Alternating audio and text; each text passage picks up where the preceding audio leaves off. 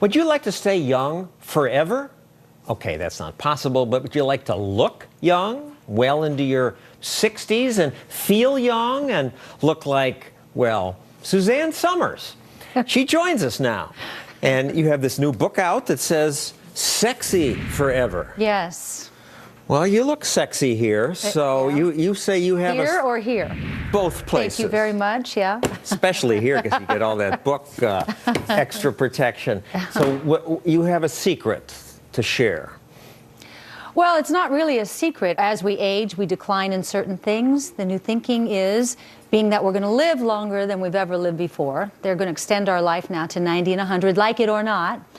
The new thinking is restore what you've lost in the aging process to optimal, healthy prime, and live out this long, extended life that we get through MRIs, CAT scans, sophisticated blood tests, antibiotics, even sewage, and have quality of life. Because what's happening right now is a lack of quality of life. What, sewage? Well, I mean, that just people don't get as sick because we have sewage. That so we have good things. Right. We have, it's all. I think technology is fantastic, but I've not seen the medical community in orthodox medicine pay, I would say, any attention, certainly very little attention to quality of life. I write about quality of life. And that's sexy to me. Way to stay sexy is to replace the hormones that dry up as we age. Absolutely.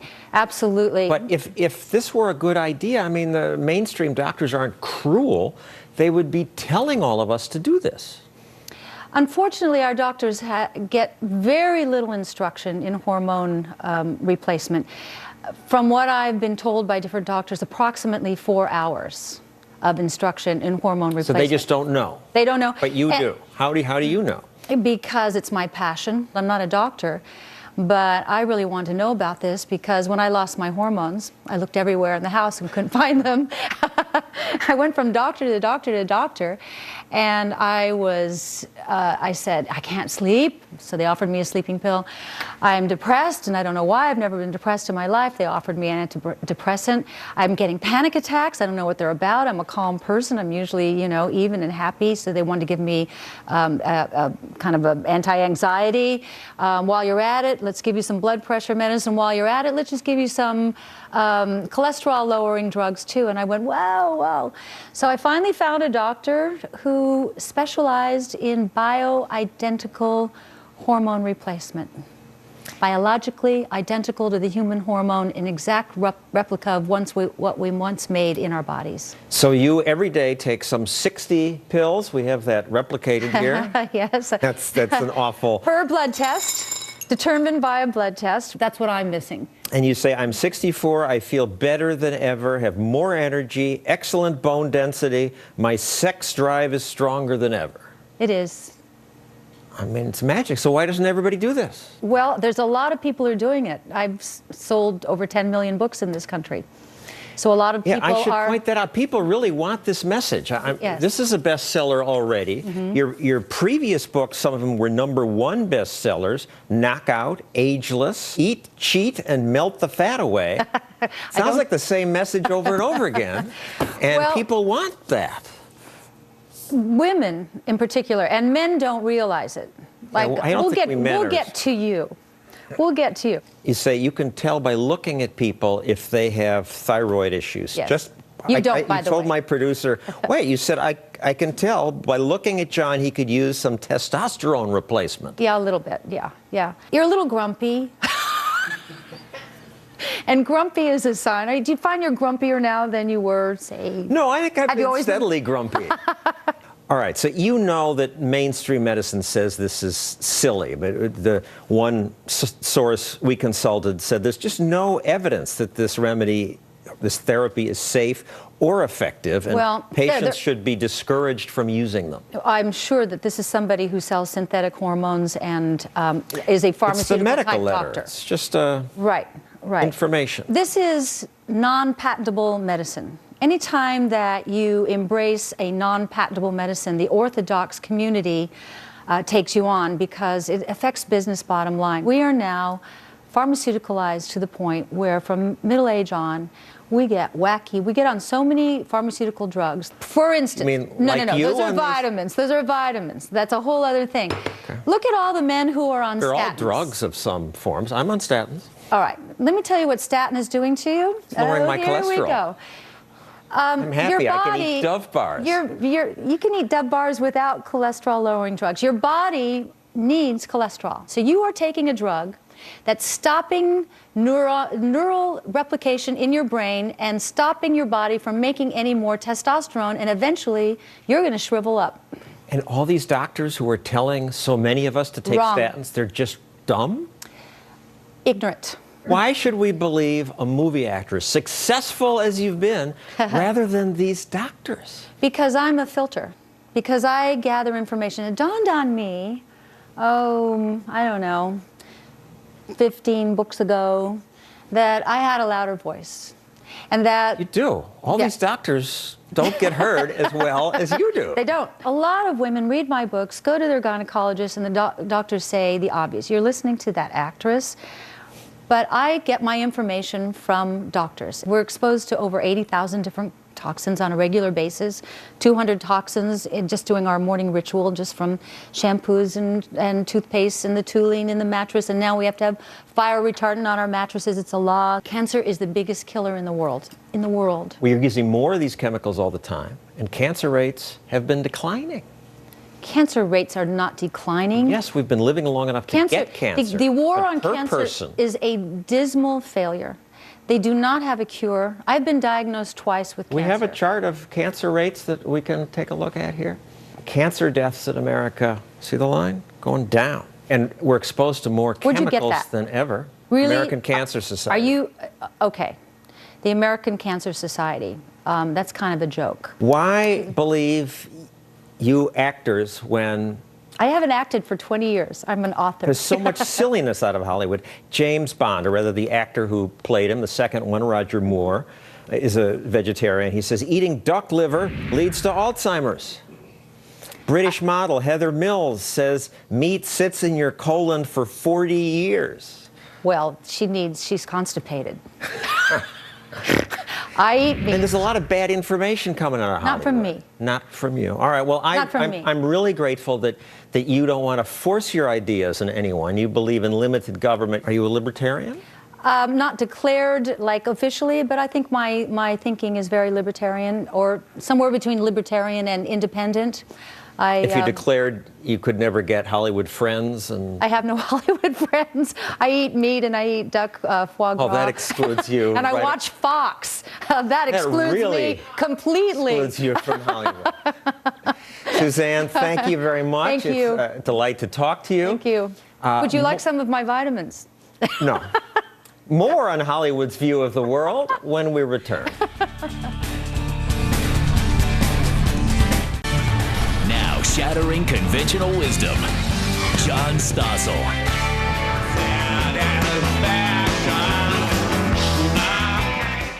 I can't get no satisfaction. That Rolling Stones song was their first #1 single. It's said to be an attack on consumerism. I didn't know that. Look, consumerism can be crass. But did the Stones ever write any songs attacking communism? The free market improves our lives and made the Stones' success possible. Communism banned some music and killed people. There's so much hypocrisy in the art world. The band Rage Against the Machine has made millions of dollars singing about the evils of free markets. Why don't artists understand that capitalism is good? Well, let's ask two people who've spent years in the entertainment business. Glenn Garvin writes TV and movie reviews for the Miami Herald. Kennedy, that's her full stage name, is a former MTV video jockey who now hosts a music radio show. So, Kennedy, why you work with these people? Why are they so hostile to capitalism? You'd have a really hard time taking a term sheet from a high school economics course and setting it to music and getting the kids to dance to it. But when you talk about injustice and the man, then things sort of take off. So the free market that brings us all this good stuff is too complicated? It's an ideal. It's not as sexy. It's an intellectual ideal. Whereas, you know, people want to be entertained and they want to escape into music that is, frankly, a little dirtier, a little gooier. Glenn? Donald Trump does this show, The Apprentice, in which capitalism and economics are presented as a zero-sum game. That is, if somebody makes money, someone else has to lose an equal amount of money. Somebody wins, somebody loses. In real life, that's not the way capitalism works. I go to the supermarket. Adam Smith taught us that. I buy a can of tomato soup. I pay Campbell's Soup my $1 or whatever. They're happy with it. I go home and get a nice lunch out of it. We have both benefited from this exchange. You never, ever see that on television or in the movies. Because I assume they don't know that. They think it is a zero-sum game. Of course they know that. No, it's completely oversimplified. But if you look at Radiohead and Nine Inch Nails, which has since disbanded, these are two huge bands that said, you know what, we want to make more money. We are going to sell our music directly. Entrepreneurial capitalists. Absolutely. That's exactly what that is. And more bands are doing that because they realize the other model is completely broken and they want to make all the money for themselves. But if you ask them, so are you capitalists? Would they say, no, we're just trying to share our music? They would change the subject, as Tom Morello did, who is the guitarist for Rage Against the Machine, and he's sitting there with a bullhorn in Wisconsin, frothing people up about social injustice, man. And meanwhile, Rage Against the Machine broke up for a while, formed a band called Audioslave, which didn't sell enough records, so they got Rage Against the Machine back together so they could sell out festivals throughout the land. Raging against capitalism. Yeah. You say a lot of the musicians you worked with were dumb. No, I didn't say they were dumb. You didn't say they were dumb? I said they were troglodytes. There's a big difference. A chimpanzee sticking a reed in a termite hole is quite advanced. But they don't get this? They don't care about this? They get it on a deeply personal level. And by personal, I mean when they look at their bank statement and their tax returns. I just think of the constant sneaking in of propaganda in the art world. In the movie Dirty Dancing, the bad guy is the evil waiter. He's carrying a copy of Atlas Shrugged. The minute I saw Dirty Dancing, when I saw that Ayn Rand book tucked under the waiter's arm, I knew, okay, that guy is going to kill somebody or knock somebody up or otherwise behave in a ill-mannered fashion. And sure enough, he did. And in part, this is not ideological bias. Economics can be tough to explain. There was a show on CBS a few years ago called Jericho, which was about a small Kansas town in the aftermath of a nuclear apocalypse. So it practically cried out to talk about economics. What are these people, when they sit in the bar and talk over how terrible the nuclear war was, how are they paying for their drinks? There are no credit cards anymore. Is cash really still a valid form of exchange? Not a word. They never dealt with it. It's just because the hard. writers just don't think in those terms. Just too hard. Who do we have on our side? And by that I mean on the side of freedom, on the side of at least real understanding. Freedom, not the pretend freedom where people with annoying accents hold rallies and smart business suits and lip gloss. But real freedom, the kind of freedom that endures, the kind of ideals that became popular hundreds of years ago, and there are those of us who still hold on to them very dearly. That type of freedom, you'd be surprised. There's a show right around the corner called American Idiot. The band Green Day, Billy Joe Armstrong, the lead singer, the author of that Broadway hit, a libertarian. You know who else? Matthew Bellamy, and his band just won Best Rock Album at the Grammys. Also a libertarian. And you know what he did? He impregnated Kate Hudson with his superseed. That is a step toward progress. Okay, we're moving ahead. David Mamet surprised all of us by writing an article saying he thought Thomas Sowell was the most profound philosopher of our day. Anybody else? I thought Arnold Schwarzenegger, but no, he's not a libertarian. Good Lord. No, but he used to read Milton Friedman.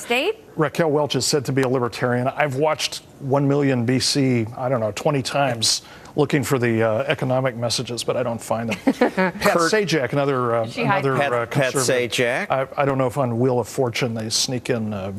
Drew Carey, Kurt Russell, Clint Eastwood, though he doesn't participate in politics. But he was the mayor of Carmel. But he doesn't go on Fox and talk about it. He doesn't have to. He's Clint Eastwood. He's an Academy Award-winning director. He just sits around and drives in his free Chevy and... Why aren't there more? And how hostile is it in the art world for you guys, when you get ID'd People speak openly about their leftist ideas in television and music. And for those of us who are trying to succeed and sell shows, you kind of have to bite your tongue for a while. Otherwise, So you shut up. Well, unless you want it to devolve into an argument, you have to make a choice. It's about self-preservation.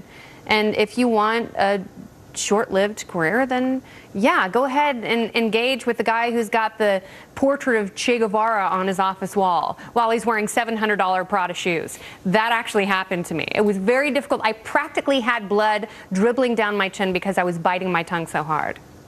And Glenn, at the Miami Herald, I assume you are lonely as a libertarian? Newsrooms are mostly politically liberal. That's no news to anybody. At least the big elite newsrooms. My colleagues at the Herald are all pretty nice and seem to think it's kind of interesting that they don't give you that, oh, you're that, you have those icky or ideas. Or they patronize you as though you're a token. They'll oh, what fun, a libertarian. That is so much fun. What is that? So what do we do? How do we fix this?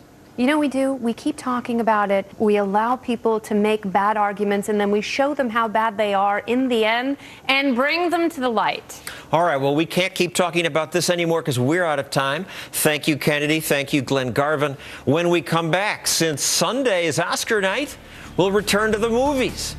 Earlier tonight, Michael Medved talked about how hostile Hollywood is to capitalism, but this spring, there will be at least one movie that isn't.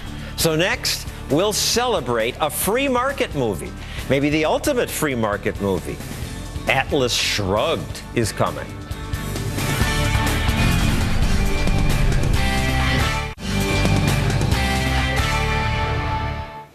What's going on with Hollywood? They like to make money, so they're constantly making movies based on best-selling books. They figure that lots of readers means lots of moviegoers. Can you think of a bestseller that hasn't been made into a movie? They've done Grapes of Wrath, Gone with the Wind, The Shining, The Firm, The Client, The Pelican Brief, Jurassic Park. But what about a book that outsold all those books? I'm talking about Atlas Shrugged. Why hasn't it been made into a movie? Well, one reason is that many in the mainstream media despise Ayn Rand. The New York Times review of Atlas Shrugged said, the book is written out of hate. Well, readers ignored the Times, and even though this book was written 50-some years ago, it is still selling more copies than all those other books that were made into movies combined. But there's been no Atlas Shrugged movie. Over the years, people who like this book have tried to get an Atlas movie made, but they never succeeded until now. Now, someone from outside Hollywood, businessman John Aguilar, bought the rights and fought to get the movie made. Most studios still weren't interested, so he put his own money into it. He says Angelina Jolie wanted to play the lead, Dagny Taggart, but then Jolie dropped out. Charlize Theron was interested, he said, but then she dropped out. Would the movie die again? Not this time. Aguilar spent $10 million of his own money, and finally he got the movie made. Here's a clip. We found a note. What did it say? It said, "Who is John Galt?" For those of you who don't know the Atlas storyline, it describes a world where bureaucrats have taken over, kind of like America today. And one businessman, John Galt, encourages others to escape the bureaucrats and set up their own free country. Another character is Hank Reardon, who invents a new kind of metal. Nobody's used Reardon metal. Why do we have to be the first? Well, they say you're intractable, you're ruthless, your only goal is to make money. My only goal is to make money. Yeah, but you shouldn't say it. Shouldn't say that.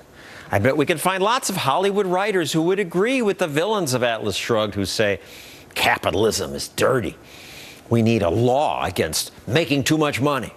A federal tax will be applied to all steel mills. Hey, doesn't he look like Barney Frank? In order to save my family's business, I'm going to have to abandon it. I'm going to take a leap and start my own company. What are you going to call this new line of yours? The John Galt line. So the movie's been made. The big studios were not interested in distributing it either, so the promoters will do that themselves. It's going to be in theaters on April 15th, appropriately, on the day your taxes are due. Now, this book is 1,000 pages long, so how do you make this into one movie? Well, they didn't. You may have noticed the trailer said Part 1, so that'll be the first of 3 Atlas Shrugged movies. Part 2 will be released next year, also on April 15th. If it succeeds, will it change any minds in Hollywood about free markets? Probably not. But fortunately for us, Hollywood doesn't run the world. And that's our show tonight. Good night.